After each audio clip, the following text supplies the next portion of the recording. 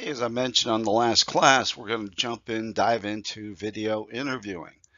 And as I mentioned, video interviews have become a lot more prevalent than they were 3 or 4 years ago.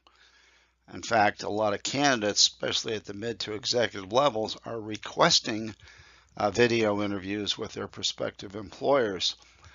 So you got to have a heads up. Video interviews are here to stay. Okay, some benefits. Well, it's a great replacement, right, for phone interviews, and they're like night and day, right? Now, candidates or you guys, employers, don't have to pay interview expenses, travel expenses, to go back and forth. I mean, these interviews can be held after hours, at lunch hour, all kinds of places and times. Okay, now it's also a time saver for both you and the candidate compared to in-person interviews, right? And you can get a lot done on a 45-minute video interview, reading all kinds of body language and nuances, that sort of thing.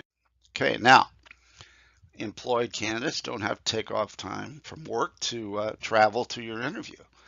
It's a big time saver. Visual cues, of course, are not possible in telephone interviews. You can pick up voice inflections, that sort of thing.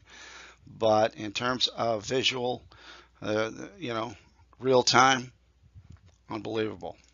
Okay. And the other advantage here is your interview can be recorded to play back for yourself or to play for colleagues. Now, let me caution you here. I believe recording people without their knowledge is just immoral. It's not right. What you want to do is if you want to record the interview, you need to ask the people involved if it's okay with them. Ask your candidates, tell them what you're going to do and let them know what's going on. Get their approval, okay. All right? All right, now, some drawbacks. Candidates must have access to a computer or the internet. Now, in this day and age, that's really not a big problem. Everybody's got smartphones, everybody has access in real time, so that's not going to be a big issue, I don't think. There can be delays in transmission across the internet. That's, again, getting rarer by the minute. And those delays or pauses can cause you to step on candidates' responses and vice versa. They step on yours. So generally, if you have a good connection, good reception, you're going to be just fine.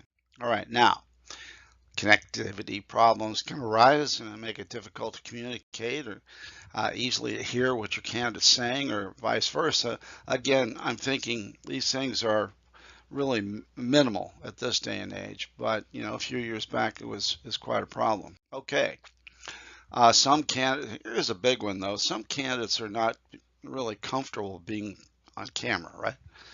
And may not present as well as they would as an in-person interview. That's quite possible. So you got to be aware of that objection, be able to overcome it, and you'll know why and how in a minute.